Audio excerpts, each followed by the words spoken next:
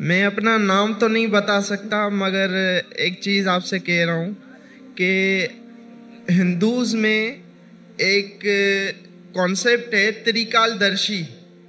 तो बोला जाता है कि कुछ ऋषि मुनीस जो थे वो त्रिकालदर्शी थे, पर एक्चुअली पहले ये कॉन्सेप्ट अल्लाह ताला के लिए था, भगवान ईश्वर परमेश्वर के लिए था कि त्रिकालदर्शी सिर्फ अल्लाह है।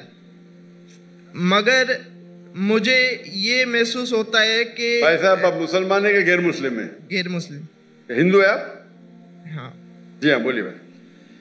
मगर वहाँ पे ये चीज़ हुई कि हिंदुस्तान में जैसे देवबंदी और बरेलवी मसलक भी वहाँ पे रहे, तो क्या ये नहीं है कि त्रिकालदर्शी का कॉन्सेप्ट बरेलवी मसलक जो है वो हुजूर अकरम सल्लल्लाहु अलैहि वसल्लम के लिए भी लेता है सेम, कि वो प्रेजेंट पास्ट फ्यूचर तीनों जानते हैं, जबकि ये कॉन्सेप्ट वही चीज़ है जो मतलब हिंदू सूफियाज के लिए कहते थे, और अभी भी मतलब कुछ ऐसे हैं जो हज़रत अली के लिए कहते हैं और कुछ हैं जो मुख्तलिफ सेंस के लिए कहते हैं कि वो त्रिकालदर्शी हैं।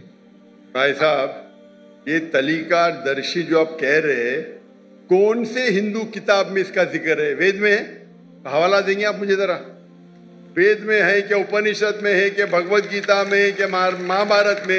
ये त्रिकालदर्शी है किधर? आपको पता है किधर है? नहीं, मैं ये जानता हूँ। भाई साहब, हाँ। अगर कुछ आप, मैं हिंदुइज्म का स्टूडेंट हूँ, मैं हिंदुइज्म पढ़ चुका हूँ। जो वेद में लिखा है उसे कहते हैं अवतार। ये त्रिकालदर्शी लेके आप बोलते बरेलवी बोलते, किधर से आप लेके आ रहे? वो बरेलवी आप किधर से, ये कौन सी किताब में लेके, हिंदू की कौन सी किताब में लिखा है ये? क्या आप अपने जहन से बोल रहे? मैं अपने जहन से बोल रहा हूँ। तो मुझे आपके जहन से लेना देना है नहीं। मुझे यहाँ हिंदुइज्म के बारे में आप किताब का हवाला दो।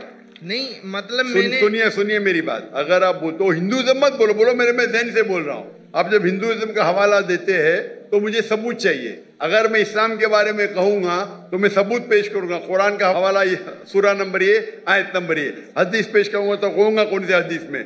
आप अपने दिमाग से बात कर रहे हो सकता है कोई, सुनिए मेरी, हो सकता है कोई हिंदू किताब में आपने पढ़ा होगा जिसकी वैल्यू नहीं होगी। मेरे लिए हिंदू किताब में सबसे ऊंची किताब है वेद। क्या वेद में लिखा है? वेद में नहीं लिखा। उपनिषद में लिखा है? नहीं लिखा। तो क्यों फिर आप कह रहे हिंदू? पर मैं ये कहना चाह रहा हूँ कि ये जो कॉन्सेप्ट हम ले रहे हैं, हम नहीं ले, मैं जानता ही नहीं ये कॉन्सेप्ट को। कहाँ से ले रहे हैं? आप ले रहे हैं। हम कहते हैं ना कि हुजूर अकरम सल्लल्लाहु अलैहि वसल्लम प्रेजेंट पास्ट फ्यूचर जानते हैं, और ये आप कहते, मैं नहीं कहता हूँ। मोहम्मद सल्लल्लाहु अलैहि वसल्लम दुनिया के सबसे बेहतरीन इंसान हैं, सबसे बेहतरीन। उन्हें इल्म गैब उतना ही था जितना अल्लाह ताला ने कहा। वो कई पास्ट प्रेजेंट फ्यूचर जानते, लेकिन सारे नहीं। उनके पास इल्म था जितना अल्लाह ताला ने उन्हें कहा, उनके पास उतना ही इल्म गैब था। ये आप त्रिकालदर्शी कहाँ से लेके आ रहे? ये मोहम्मद सल्लल्लाहु अलैहि वसल्लम के बारे में कहाँ से लेके आ रहे? मुझे कोई पता नहीं। आप समझ रहे ना? मैं असल में दोनों को कंपेयर कर रहा था कि वो, प्लीज आप पहला हवाला देंगे फिर कंपेयर कीजिए। आप हवाला नहीं देंगे, ऐसी बात करे, लोग को सिर्फ आप घुमा रहे। आप समझे ना? चेहरे पे कपड़ा बांध लिए, नाम ने बोल रहे, नो प्रॉब्लम। इतने हिंदू कला है, इतने सवाल पूछे कल, आप चेहरे पे कपड़ा डाल के रखे। मुझे कुछ शक हो रहा है। आप हवाला दीजिए, मुझे कोई एतराज नहीं तो दूसरा कोई सवाल पूछिए। दूसरा सवाल ये है कि जैसे हम नास्तिक का वर्ड है, अब इस्लाम में काफिर का वर्ड है, तो क्या ये दोनों वर्ड सेम है? भाई साहब ने पूछा कि नास्तिक का मानी और काफिर का मानी सेम है? नहीं, सेम नहीं है। नास्तिक मानी जो खुदा या ईश्वर को नहीं मानता, वो कहता है इसका वजूद ही नहीं है, एथियस्ट। नास्तिक माने एथियस्ट, मतलब वो कहता है खुदा का वजूद ही नहीं है। काफिर के मानी वो है जो कुफ्र करता है, छुपाता है। काफिर आता है अरबी वर्ड कुफ्र से, मतलब छुपाना।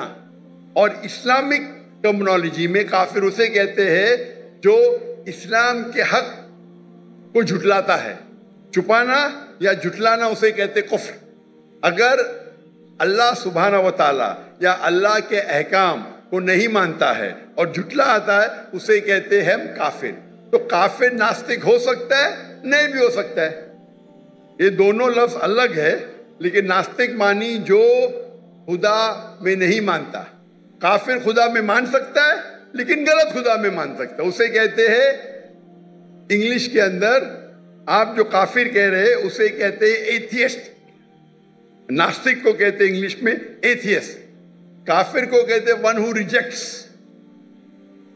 दोनों में फर्क है।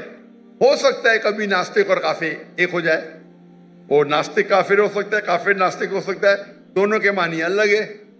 नास्तिक मतलब जो खुदा के वजूद में नहीं मानता है, काफिर वो जो झुटलाता है। हो सकता है कि इंसान खुदा में मानता है लेकिन सही खुदा में नहीं मानता है, वो भी काफिर हो सकता है। तो काफिर जरूरी नहीं नास्तिक होना, हो भी सकता है नहीं भी हो सकता है। Hope the answer is